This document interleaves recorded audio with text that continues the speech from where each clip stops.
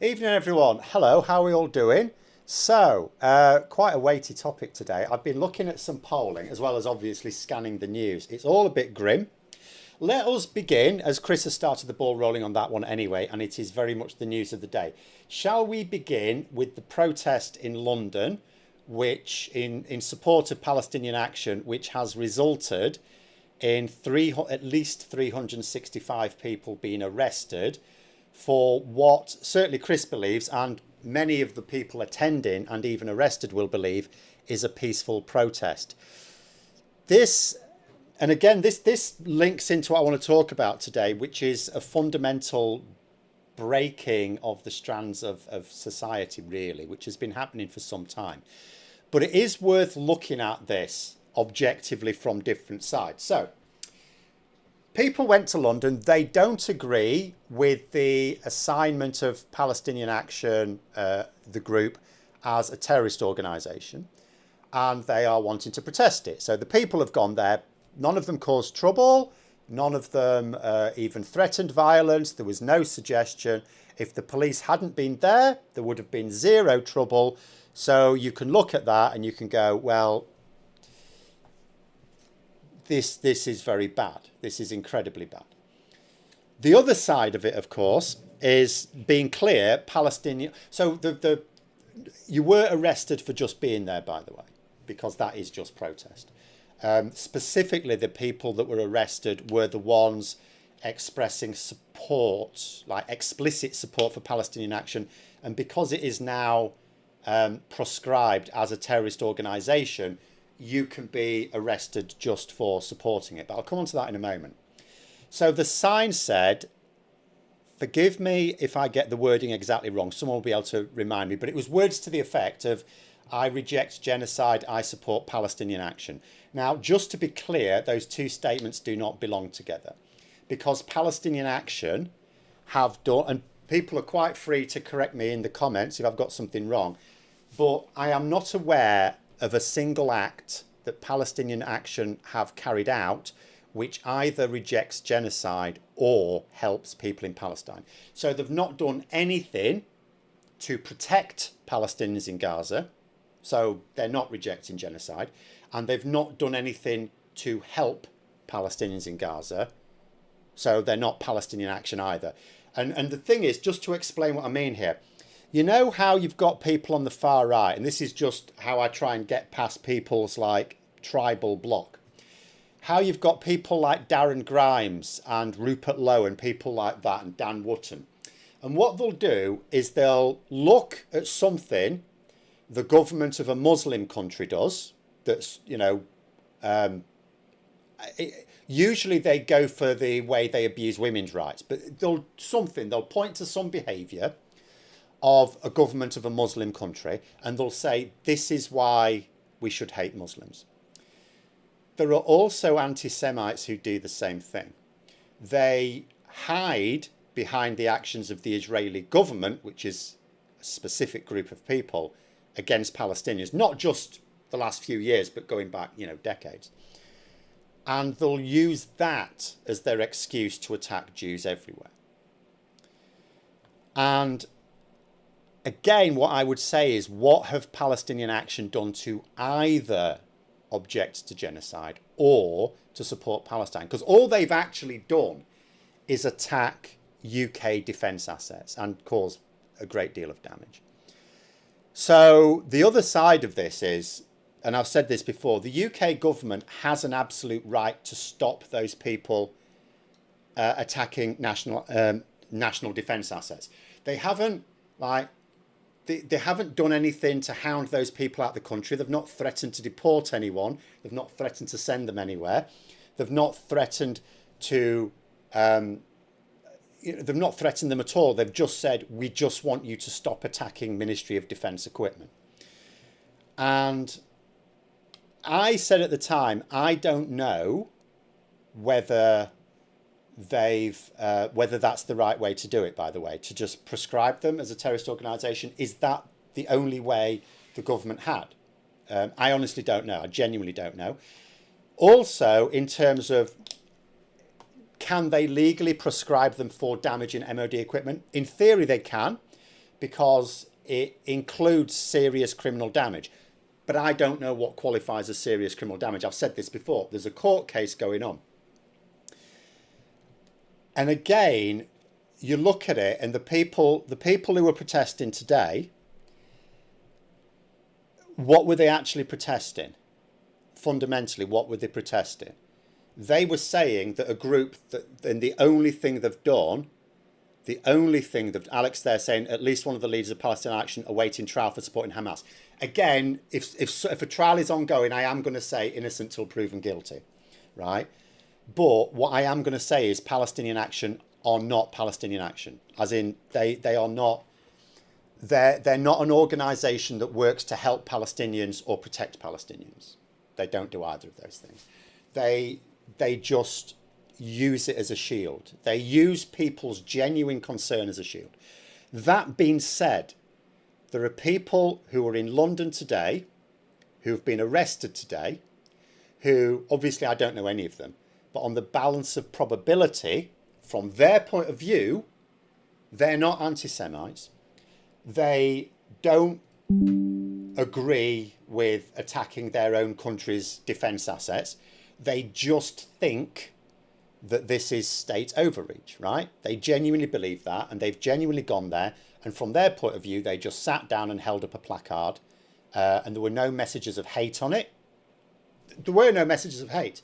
There was no messages of hate towards the British government or any community in this country or anything like that. The placard itself contained, out of context, contained zero message of hate. So we have effectively arrested people who, from their point of view, are motivated to protest peacefully. Which is really and it is a very difficult one. Unless, of course, you don't care about British defence assets being damaged. But I have to say you'll be in the vanishing minority on that one. So it is a very tricky one. John, they're saying criminal damage is a broad offence encompassing any destruction or damage to property belonging to another person, regardless of whether the damage is permanent. Yes, the point is, though, that when people are saying, well, it's absolutely madness to, say that they're a terrorist organisation, the legal definition of terrorism, because I was surprised myself when I looked it up. So I've always understood terrorism to be the same thing most of us, in terms of everyday language, I'm not a lawyer, which is the use of violence to promote a political cause. That's terrorism, right? But the anti-Gandhi, so to speak. But it isn't, legally speaking, serious criminal damage. But there will be a legal definition of serious criminal damage, right? The judge that hears the case, because there's a legal process ongoing. The judge that hears the case will not just wing it, or you bloody well hope they won't just wing it and flip a coin. So there will have to be, and various arguments will be made by both sides, the government lawyers as well as the lawyers acting for Palestinian Action. And, they will have to base it on what is the legal definition of serious criminal damage and does it apply in this case? And I honestly don't know. And even if it does, that doesn't necessarily mean that prescribing them was the best way to do it. All I'm saying is the government have a right to stop them damaging British national assets, which is all they've done, by the way. That's the only action they've carried out. They're not Palestinian action, they're anti-British action. That's all they are. That's literally all they are. So I really don't know about that. But what I wanted to go on to, I will keep trying to keep my eye on a comment, because obviously the odd one might come up here.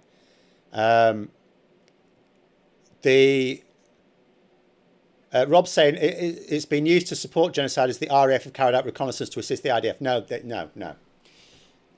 Again, the RAF have carried out reconnaissance for two purposes. The first is for our own purposes, right? The British government want to know what's going on. We're not going to just trust the IDF to tell us what's going on the ground, right? So we need our own planes up there. They have also been used to try and identify where hostages are being kept. But remember, recovery of the hostages is the one justified element of the IDF's presence in Gaza, because Israel has the absolute right to recover their own people. It doesn't have the right to do it in the way it's doing, and it doesn't have the right to kill people just to take out Hamas. It doesn't have the right to take out Hamas in another person's land, another people's land, just because they have a genuine grievance against them.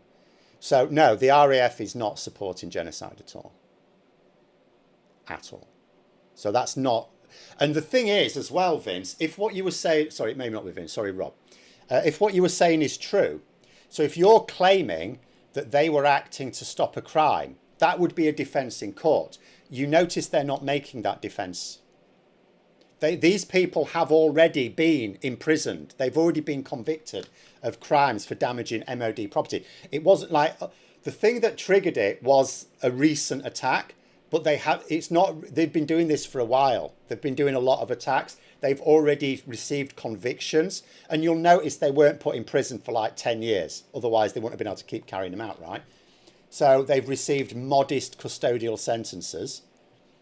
And they keep doing it. And if they were able to claim, because it is a reasonable defence, criminal damage, you can justify it if it's to stop a crime. So if they were able to argue that they had reasonable belief that the RAF are carrying out these operations, they could have presented that as a defence. No. So that's a nonsense. That's an excuse. These people are just anti-British. But not necessarily all of their supporters are, is what I'm trying to say. But the bigger issue with this, you say Germany have stopped all weapons exports to Israel. They haven't. No, they haven't. They've done what we did a long time ago, well, a year ago. All they've done is copy what the UK has done. They have blocked licenses of exports of weapons which are believed, or equipment, doesn't have to be weapons, that are believed to be used by the IDF in Gaza. That's not the same thing. They haven't blocked exports of defensive equipment. And neither have we. And again, there you go. Dave, there you go with your damn facts again, Phil. Well, we have to be very objective about this. We really do have to be objective. Because the other thing is, and I want to go on to some polling here, which is really worrying me. The other thing is, so what you could say is, okay, it's reasonable to be arrested for being a member of a prescribed group, but did everyone who had that placard today, were they saying that they were a member of that group? No, they weren't. They weren't saying we are a member of Palestinian Action. They were just saying they support them. And the implication really, I mean, it's fairly explicit, is they're not necessarily them, they might be, but that they just don't think they should be prescribed, right? So what do? Do you say that the actions of this group or membership of the group should be illegal, but a peaceful protest, as long as it's peaceful, in support of a prescribed group, is that a compromise? Do you allow that? And that's possible, by the way. I'm not saying that sarcastically. It could well be that that is the easy way to deal with it, that you prescribe the group if anyone is found to be a member of the group or donating to the group or materially helping the group or carrying out actions for the group, then that can be an arrestable offence. But simply a peaceful protest in support of the group is not. You could say that you could change the law to allow that. The question then would be, would you say, would you say that it should be possible for Tommy Robinson and his supporters to protest in London in support of the English Defence League, which officially doesn't exist, but or for people to parade in Parliament Square with Nazi banners? I mean, some people may say yes, freedom of speech, freedom of expression. You can in America, for example, you can parade. You can have a Nazi parade in America, actually much easier these days, but you could even 10 years ago. And indeed, some people do. But that's what you'd have to say. Tim there saying, however you look at it, proscribing, not prescribing, sorry, no one's giving them drugs. Palestinian Action as a terrorist group is wrong, they're not terrorists. So explain to me, Tim, because you may be right. Again, the court will decide. But you say they're not terrorists. I tell you that the legal, and I'm not lying to you, by the way, you can look it up. The legal definition of terrorism is commit serious criminal damage in pursuit of political actions. Now, no one here surely is denying that they have a political agenda. That's clear, right? They have a political agenda. So you must therefore be arguing, Tim, that they have not committed serious criminal damage. So what you need to do, and if you've got the answer to it, then get in contact with them because they need this defence.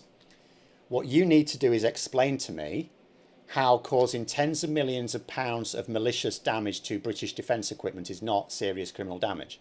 You need to explain that to me. So, because if you can't explain that to me, then they are legally terrorists. But, again, I'm not a lawyer. Does it classify as serious? It's clearly criminal damage.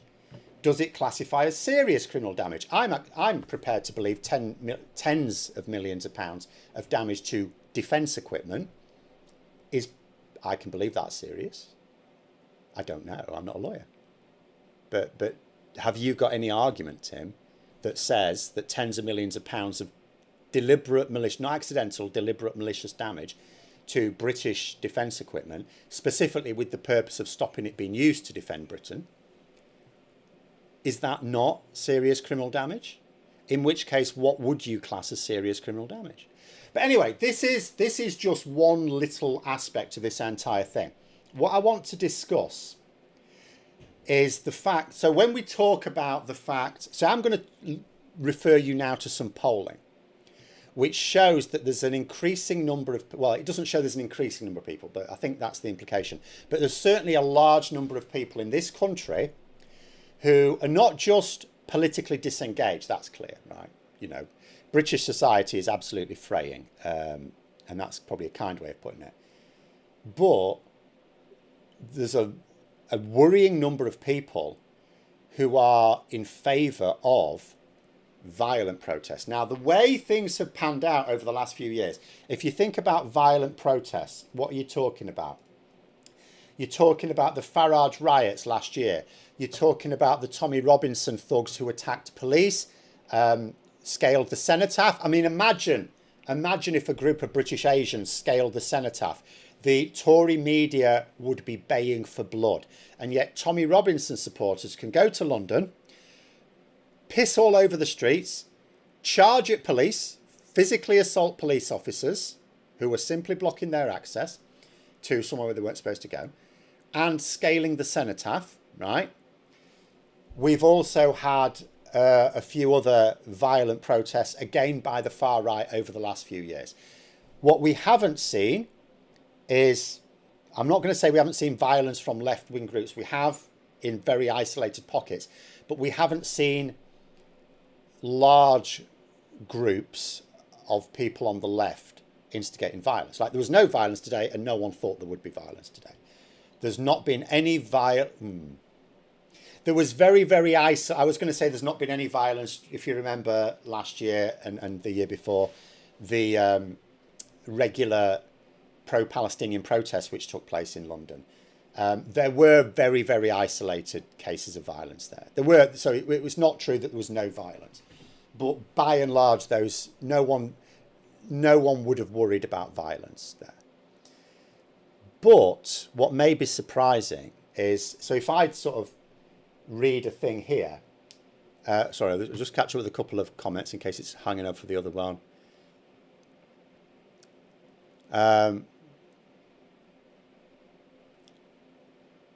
Mark just saying, I think the definition act of terrorism should cause some experience of terror.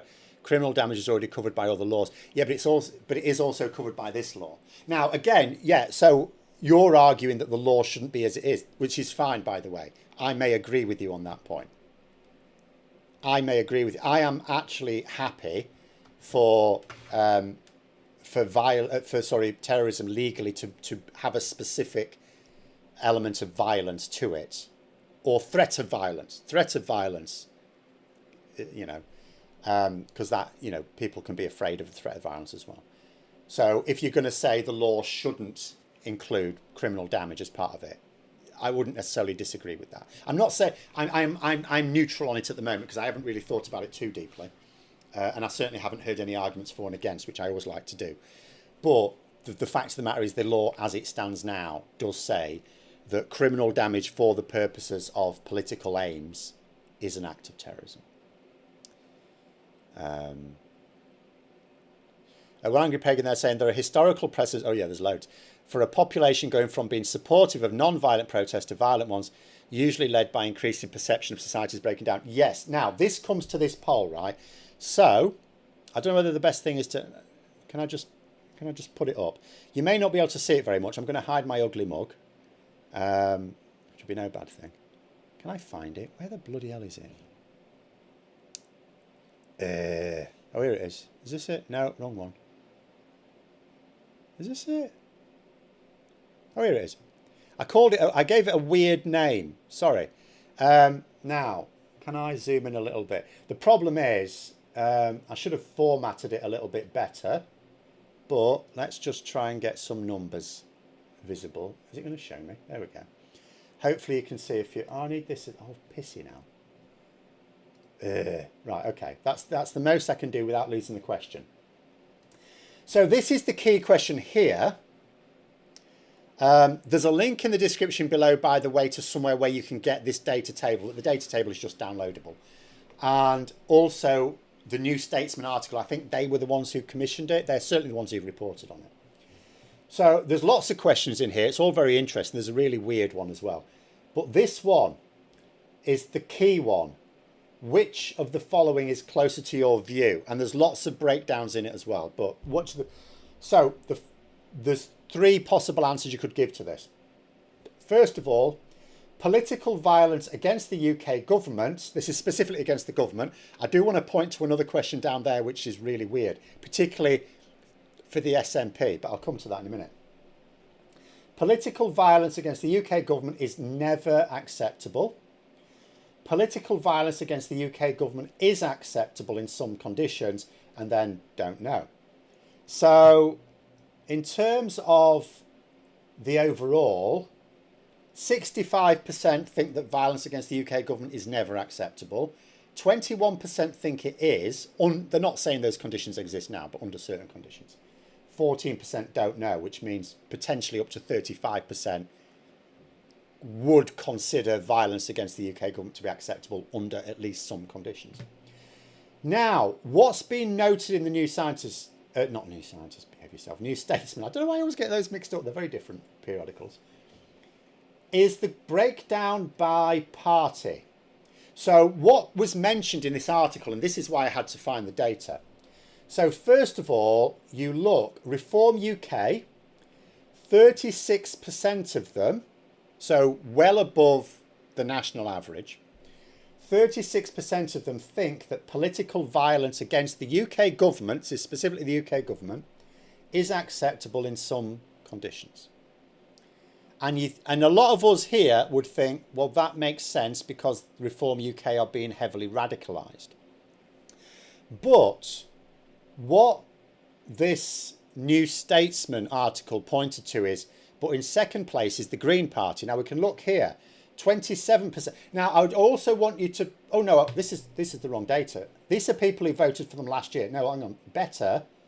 We actually want the people who would vote for them if there was an election tomorrow. So sorry, I'm just going to adjust that because this is more important. It's like who supports them now, not who voted for them last year, because that might be tactical, right? Or whatever. Who was supporting them in the hearing now?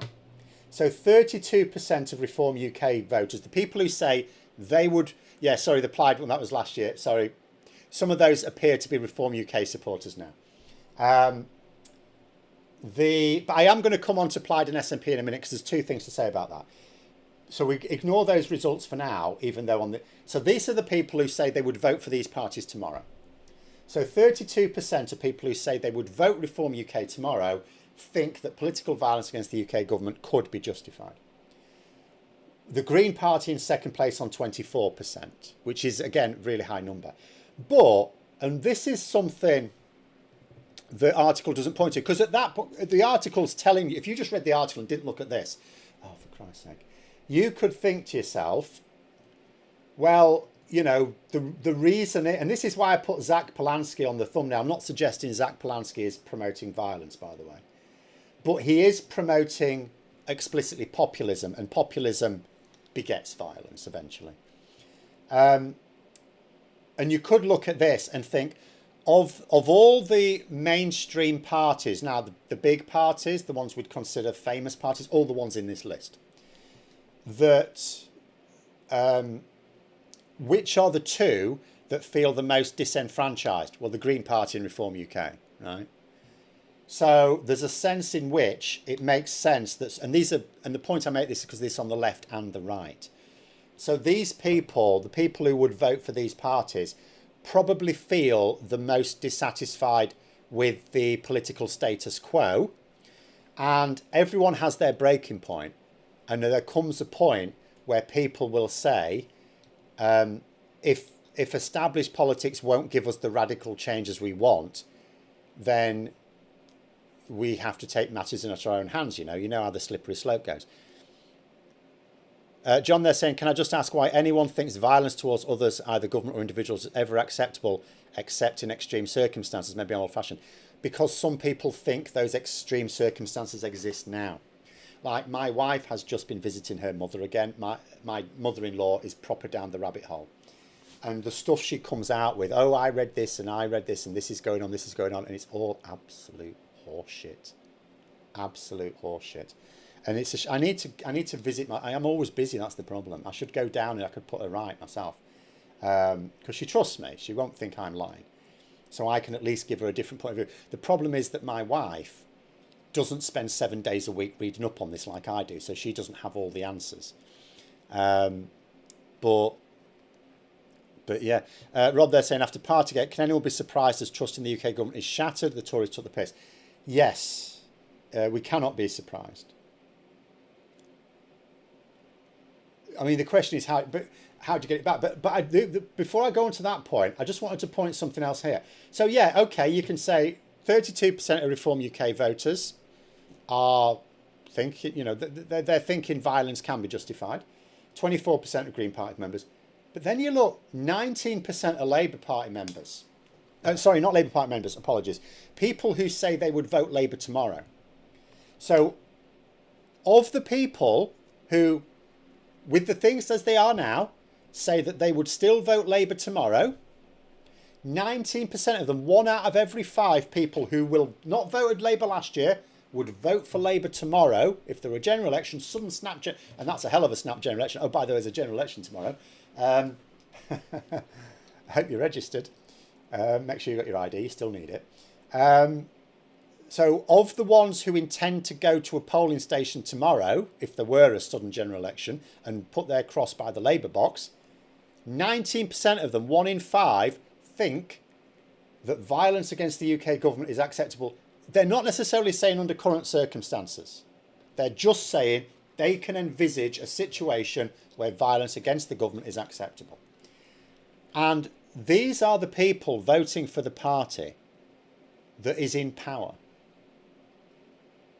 So, although you can look at, and you can think about some people who support the Green Party and some people who think Reform UK, and you can think, because the link between themselves and politics is clear, you can see how they would feel it's very, very broken. And people want agency.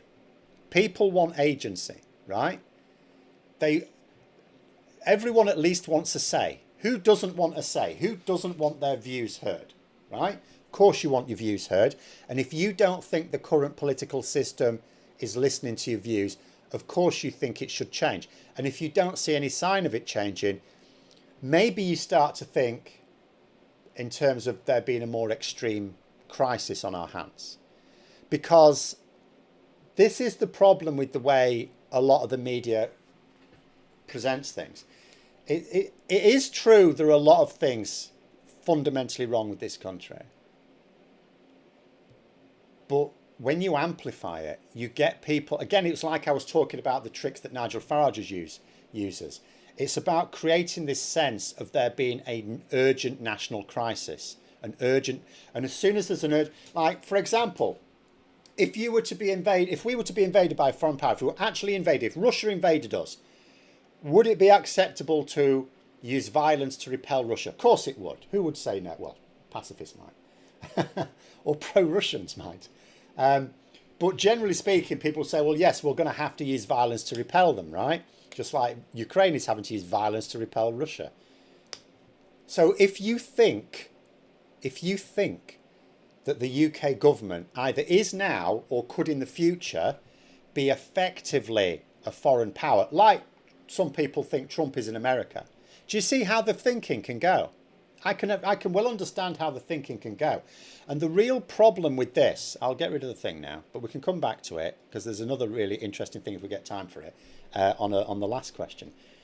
But the worrying part about this, it's not that it shows that we could be heading for like more regular bouts of violence. We could do. And in fact, one thing the poll shows is 7 out of 10 people fear that violence of the sort we had last year will become more regular. Thankfully, it hasn't actually happened this year. It has been managed. It's not been managed well. I mean, the protest today, I don't think that's good handling. I mean, I've said before, I have no sympathy for people supporting a group that is not a peaceful group. Whether you think it should be classed as a terrorist group is another matter, but it's not a peaceful group, and it has no fine, noble objectives. But but we've also had but there was no menace. I can say this about the people who went to London today: there was no menace towards the police, towards other people in London. It was. If you didn't know anything what was going on about it, and you observed it, it was just a peaceful protest. Sorry, I'm playing with things. Whereas the protests outside hotels have not been, they've been peaceful, strictly speaking, but they have been menacing as well. They've deliberately created a menacing atmosphere.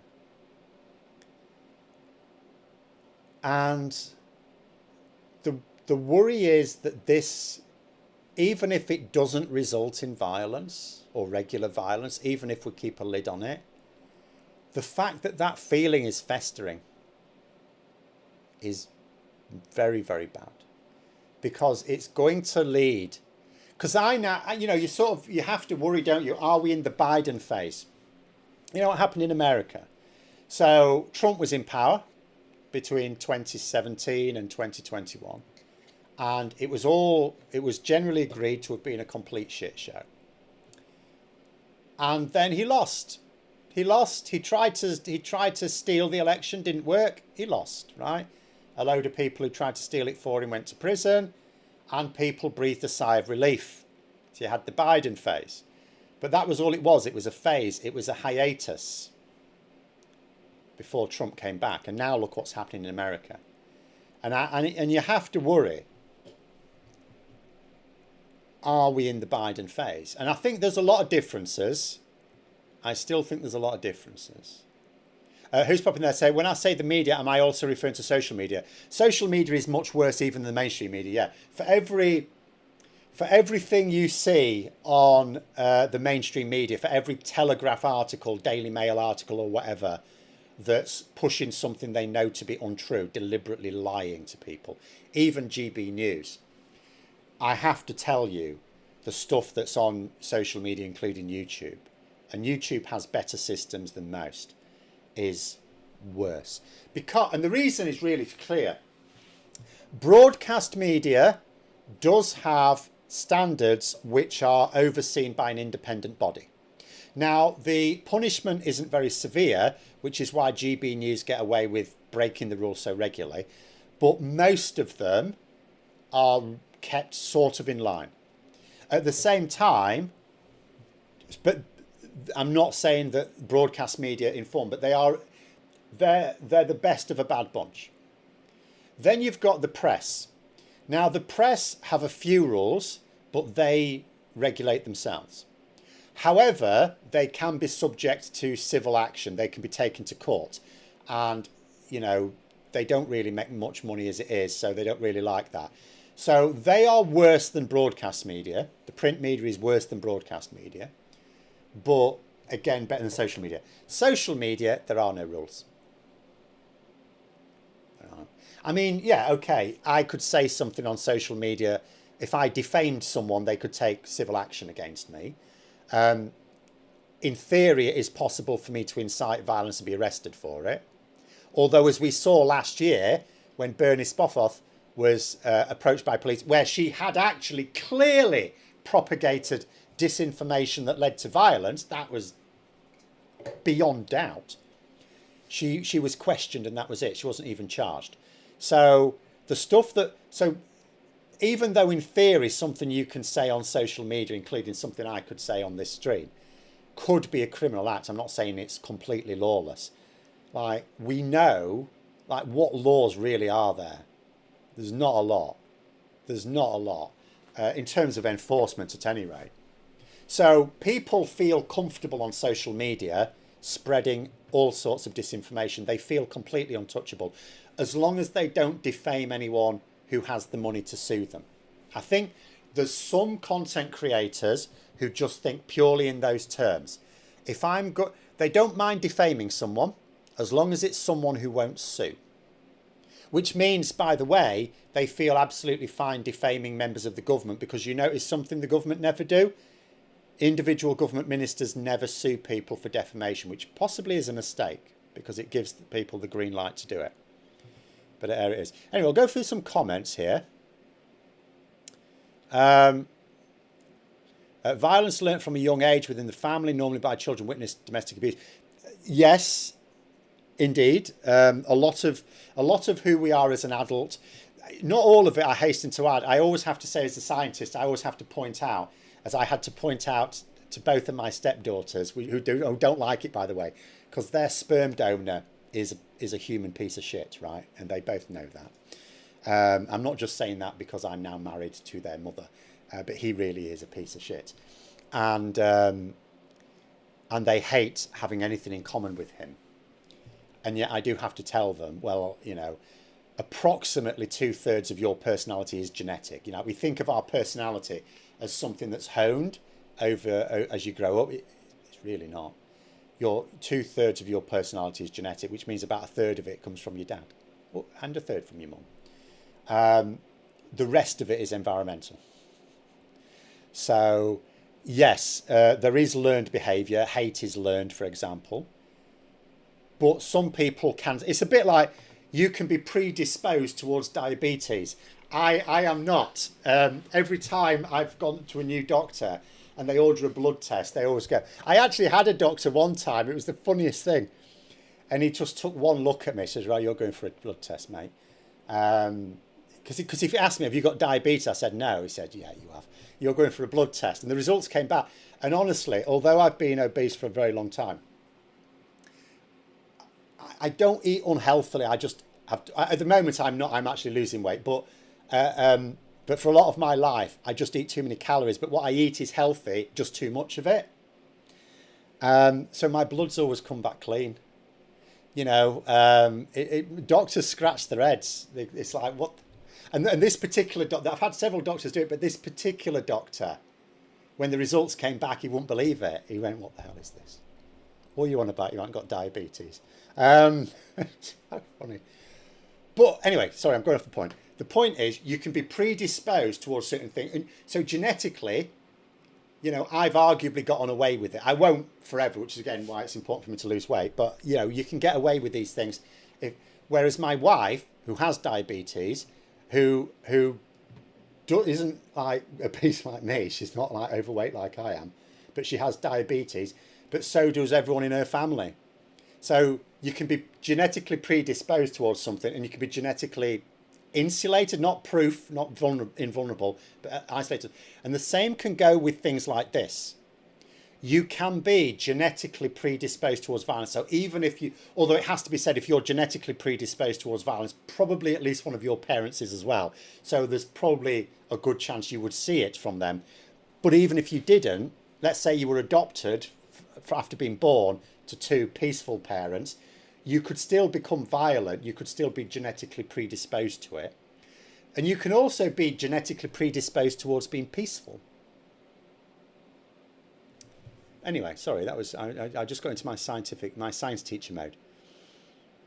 Why did the mother-in-law go down this rabbit hole? Retired too early, bored, and my brother retired early, has been nearly taken out right-wing bullshit. So I haven't known her long enough to really be able to tell you for certain, but what I can piece together, my speculation, is, so she was dyed-in-the-wool Labour as my wife was growing up, her youngest daughter. She was Labour, Labour, Labour, Labour, Labour. You must vote Labour, must vote Labour, must vote Labour. Then Margaret Thatcher let her buy her council house. Now, when you've got someone who has the insecurity of, okay, a council house is probably more secure rent than a lot of than private renting, right? But nonetheless, when you can buy your, and of course it was bought at a knockdown price. So when you give someone ownership of their own home, that's a very powerful thing. Ever since then, she's been a Tory, right? Now, of course, what started as voting Conservative because she was grateful for the fact that they'd effectively made her middle class, right? I suppose if you want to put it in those terms, she now owned her own house. But as soon as you start supporting the Conservatives, you're bound to start reading stuff that's supportive of the Conservatives. So I think that's how it's worked out. You end up then reading The Sun and the Daily Mail, which she does, right?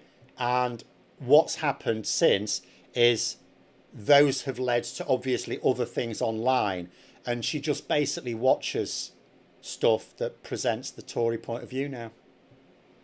And because she believes that they're, and that's the fundamental problem. This is what I get from my wife. She thinks they're telling the truth. She doesn't think they can lie. She's one of these people who thinks, well, you're not allowed to lie in these things like newspapers.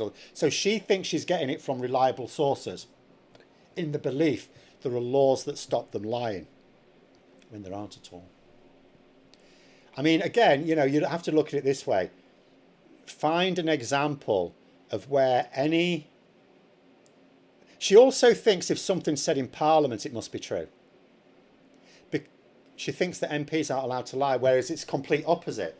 An MP in Parliament, in the House of Commons, parliamentary privilege means you can say what you like and you can't be sued. Now, it doesn't protect you from criminal law, so you can still commit a contempt of Parliament.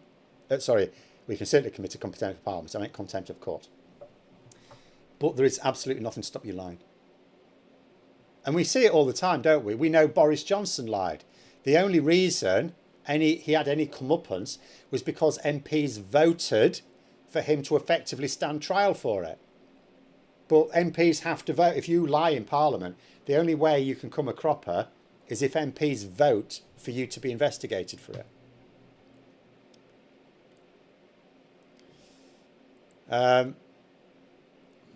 Let's have a look. Tim, they're saying media and press need regulation from an independent body, and Leveson 2 ought to be implemented. Yes, I completely agree. And you need to have to see, Ofcom do enforce the rules. We know sometimes they don't always do it properly. They could be better, but they do. They are independent. But what's happened to GB News? GB News, you know, they get found guilty of things. What do? They just pay the fine. At the end of the day, they're losing tens of millions of pounds a year, or the latest data I saw anyway. I don't know what they've been losing in the last year. But, you know, they've spent years losing tens of millions of pounds a year. I think it was like £30 million loss, £30 million loss, £40 million loss or something. So it's not getting any better for them. And their Marks and Spencer sponsorship won't help them. I'm still boycotting them. Double boycotting them now, it seems. But anyway, there needs to be some teeth. And this is why I favour criminal sanctions for people in broadcast and print media. You probably can't do too... I'm not just saying this because I'm on social media. You probably can't do as much on social media. But at least if you're licensed, like you need a license to have a newspaper, don't you? Like a national newspapers there's some sort of officialdom to being a national newspaper, as well as there is to be a broadcaster on television. So you need a license. So I would suggest that they have a duty of accuracy, which is you are not allowed to publish anything unless you have reasonable grounds to believe it's true. Because the problem is,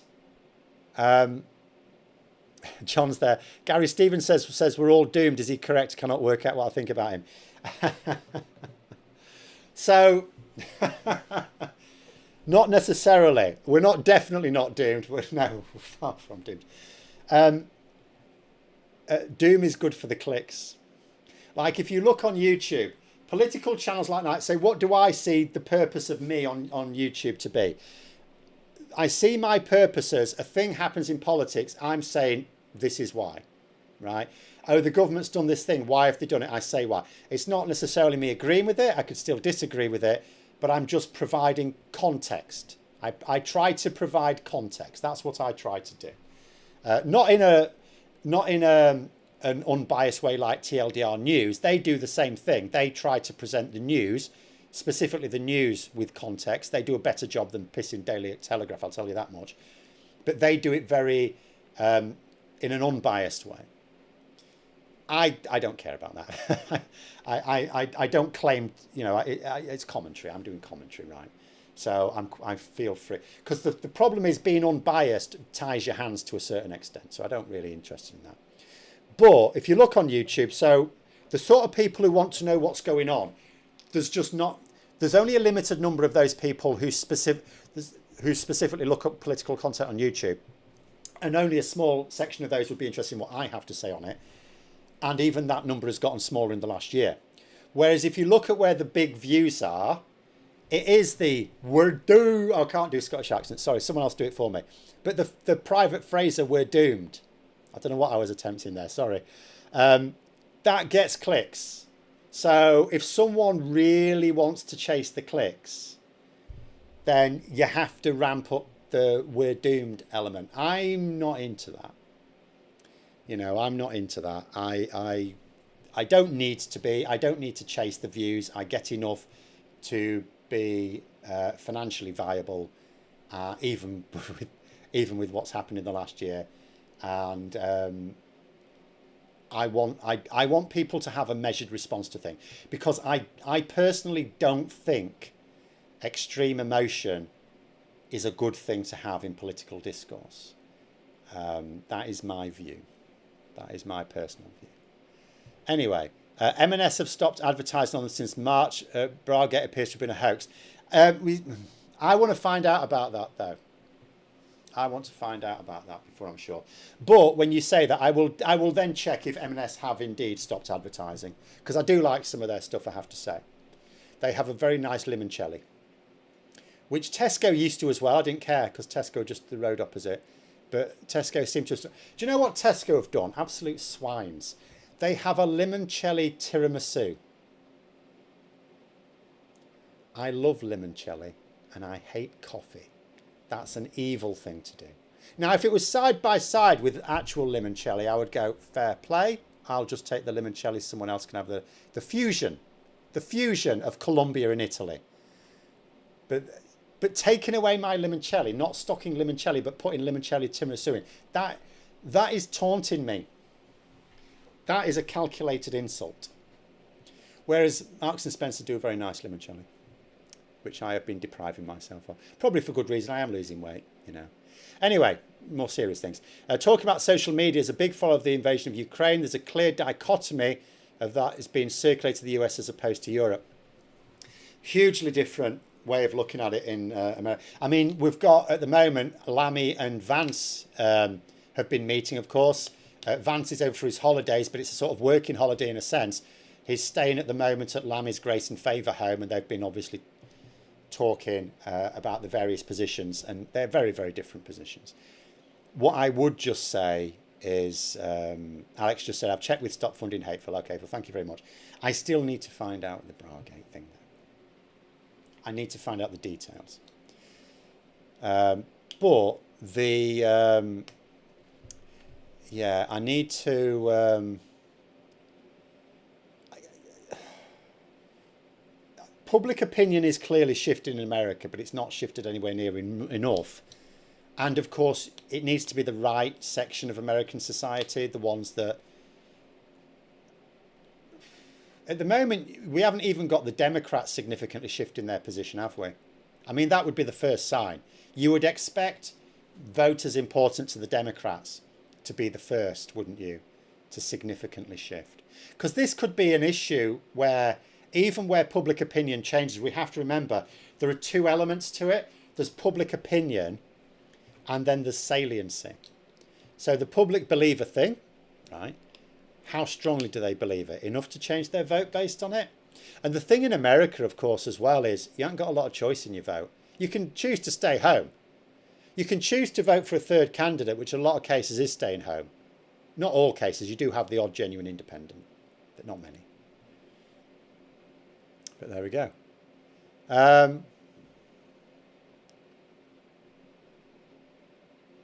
Limoncelli and Vimto combo.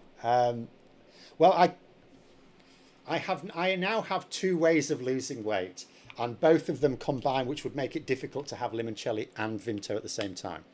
Because I had surgery a few years ago to cut away most of my stomach, so I can't actually eat very much at once. So if I eat, I can't drink at the same time, because then my stomach will just fill up too quickly. And then I'm also on the Mounjaro now, so that has helped in terms of just, it's actually really effective at just like putting you off food.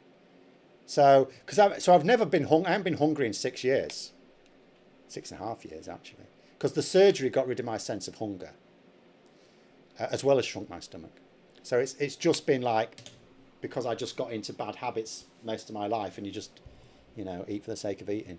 But the Mounjaro is actually very good at making you go, it seems like a lot of effort to put this food in my mouth, so I won't bother.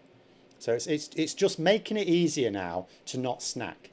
Because that was the thing that, so I did lose loads of weights after the surgery, and then I put a load back on. Thankfully not all of it, but I put a load back on, starting with the pandemic, the lockdowns and everything. And it got into snacking. Snacking's the thing. I can't physically eat very much at any one time because of the surgery. So the Mounjaro helps. First of all, it makes it more difficult to drain your stomach. So, like, if you eat something, even a few hours later, you can't really eat anything else because you're still full, which is good. But also, it does actually seem to affect the mind. It does actually make you think. I mean, I still like things. Like I've talked about limoncelli. I like limoncelli. I like cheese. I like nut. I like, chocolate. I like crisps. But I no longer crave them. So long may that continue. But anyway. Right, sorry, serious questions again. Hang on, I'm getting mixed up here. Oh dear. Wendy Lim saying, Mounjaro triggered psychosis in my daughter. She's just out of hospital. She's bipolar. Oh, God. I mean, the thing is, of course, because, see, it's quite, it has been in the news, side effects have been in the news. Because there are now loads of people taking it, there are now obviously going to be many more people experiencing very negative side effects.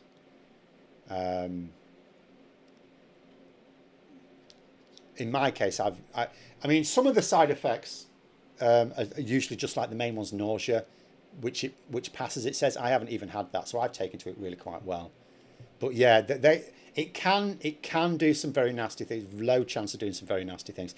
But I mean, the thing is, because there haven't been that many people use it in the past, there isn't a lot of data. So what they'll be doing now is the people who do have negative side effects, they will be investigating them to try and find things like, are there any markers, genetic links? I mean, things like bipolar, I suppose, that is more likely to trigger negative side effects. Highly recommend getting onto a medical cannabis clinic. No, I'm fine, thank you. I don't need anything more. I'm absolutely fine now. I've lost loads of weight since I've been on it. Wangi Peg, they say I drink loads of coffee, prefer chocolate milk, but that's far more expensive day to day. I can believe it. I wouldn't even know, because I've always hated coffee and tea. So I don't really have hot drinks. People look at me and go, hang on a minute, you're British. Wait a minute, you're from Yorkshire. What do you mean you don't drink tea? Hate it. Can't stand it. Don't like black tea, don't like milky tea, don't like green tea, whatever sort. If you stew leaves and try and serve it to me, I gag. I hate it. Kathy there saying, after the pandemic, put on a ton of weight, but I've lost 9.5 stone over the last 2 years, going to Fat Club once a week. Good. I was never able to lose any. I did lose more than that after the surgery. I was very, very overweight. But I then put I'll load back on, so I'm back to losing it again. If things carry on going as the way they are, and I am being careful not to lose too much at once, because I know full well if you lose more than a kilo a week, you're not losing fat. You're losing bone and muscle density. But anyway, you don't hear the anti-vaxxers or anti-science community kicking off over the weight loss jabs. Do you know what? I haven't even noticed. Have they not? That's funny, isn't it? Maybe they're a bit overweight. Maybe that's why. I suppose living in the corner of an attic with your tinfoil hat on probably means you don't get much exercise. So maybe anti-vaxxers need it. What's wrong with legally prescribed weed? I don't need it. That's what's wrong with it. I don't take any drug I don't need. Daily Mash did a good article on that. Obese anti-vaxxer happy to take Monjaro or something along those lines. Yeah, I mean, again, it's just the way... They don't really think things through, do they? If only we had no Yorkshire tea for Yorkshire Blokefield. Well, no, not at all. Not that Yorkshire tea comes from Yorkshire. It might be dried and processed in Yorkshire, I don't know. But anyway. Oh, what's going on? I think the USA are not signatories, but someone please correct me. So is this talking about Putin going to Alaska? I'm gonna just assume here. I'm sorry, I've missed a comment. So yeah, Putin. There is technically an international. He is wanted for crimes by international courts. So technically, you would think if he goes to Alaska, he should be arrested. But in actual fact, he won't be. No, I don't think. First of all, if America is a signatory, it's not a signatory of the ICJ. I think it is of the ICC. Someone correct me if I'm wrong. The ICC, I think. Oh, sorry, this may be something else. But as it's fun anyway, we may as well talk about it. But it really wouldn't matter what treaties there were or signatures there were. Trump is not going to arrest Putin when he comes to Alaska. But I'll tell you what I do think of Trump going to Alaska. Sorry, Putin going to Alaska. Well, either of them going to Alaska, quite frankly. Russians refer to Alaska as Russia-Alaska, by the way. It used to belong to Russia, but they did sell it, didn't they? I mean, I'm not a historian. I don't know all the ins and outs of it. I don't know if there was any coercion in it or anything. But as far as I'm aware, it was a transaction. But I'll tell you what I found disturbing about the new... Because I would have expected the meeting to take place in Saudi Arabia, like previous, you know, like that's been considered neutral amongst all the parties, Saudi Arabia. And I can't imagine that a Saudi government that murdered a journalist just because they didn't like him would arrest Putin. So I think he'd be safe there. But what I found disturbing about the fact that Putin's going to Alaska is Putin would not go somewhere he didn't consider friendly territory. So that means he views the United States as friendly territory. Russia sold Alaska after the Crimean War as they could not defend it and Russia was scared. Yeah, I mean, that's my understanding. Again, I don't know if it's the sort of thing where they just thought, yeah, we're fine with this, or whether it was under like some sort of duress. I don't know. A bit like, you know, Hong Kong and China. Technically, we had the British had a treaty with for governance of Hong Kong for a while, but it was certainly not. That was coerced, shall we say? Sorry, off topic, but no, we've got the last few minutes anyway, off topic as you like. Can you surmise what Labour's endgame is with legislating against trans people? Could not. All I can say to you is, and this is pure speculation because it's absolutely maddening to me, all I can surmise is they've seen polling, and I've seen the same polling, that shows that people have become more transphobic, and across the board, more transphobic literally over the last few years. And they've taken that to mean that them not being transphobic it's almost like Labour are going, our hold on voters is really tentative. They are aware that the vote is incredibly fragmented. And so they're thinking to themselves, we don't want to give anyone any excuse to be turned off us. And that's the only thing I can think of. But it's absolutely ridiculous because there's very little evidence on saliency one way or the other. But what evidence I have seen some polling on saliency, unfortunately not in the last year, but when I have seen it, it is that the saliency is incredibly low. Trans people think that trans issues are incredibly important. Obviously, it can be very much top of their political agenda, but for non-trans people, including transphobes, it's not. There's like a handful of people. You do not see massive rallies against trans rights. And you didn't before. You could argue now there's no need because the government basically are on the side of the TERFs now. But even a few years ago, there was no... Where were the protests? The protests were always a handful of people who always got the mainstream media there. It was just, and that's why they even got anyone to turn up at all, because all the mainstream media would turn up for it because they were all in on it. And even then, even with like, we're going to go to London to again march to rejoin the EU. We're not going to have any journalists coming around asking us questions. You might get the odd one, but at the beginning of the march sometimes. But we're not going to see the Daily Telegraph or the Sun, or I mean they can piss off anyway, or the BBC or Sky News or anyone. The Sky News might have their helicopter out. That's about it. We're not going to see any journalists going around. So the only reason people are going to go to that rejoin the EU march this October is because we want to be visible, saying we want to rejoin the EU. That's really all. We're not going to get on the cameras unless someone takes a camera. Whereas even with the promise of being on national and having the national media give you a hearing, they can only ever get a few dozen to turn up.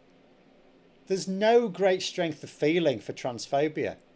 There's a lot of people in the country who are transphobic now. That's undeniable. But they don't feel strongly enough about it to change their vote. It's not a voting issue for them. It's utterly maddening. But that's the reason. If you want a reason, that's the reason. They'll have just looked at it and gone, a lot of people are transphobic now. There are fewer trans people than transphobes, way fewer. We're trying to avoid pissing people off more than we have to. So we won't piss people off we'll just align with the majority on anything they like that doesn't tread on our core mission.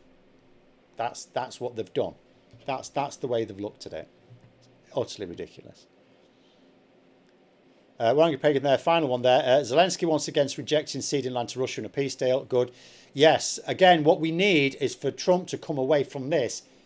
Because here's the thing. I don't think anything... I don't know what's going on. I cannot imagine that Russia feels that now is the time to offer concessions, right? So I don't know if there's any magic in the air. Trump has organised this meeting because he thinks he can get a breakthrough. If he doesn't get a breakthrough, he's going to be mad at someone. Who's he going to be mad at? We need him to be mad at Putin. We know he's never mad at Putin. You know, but anyway, there you go. We'll leave it there on that. We started on a pessimistic note. We'll end on a pessimistic note, but we will see. Thanks very much for coming on, everyone. Have a great rest of evening. And until next time, I'll see you later.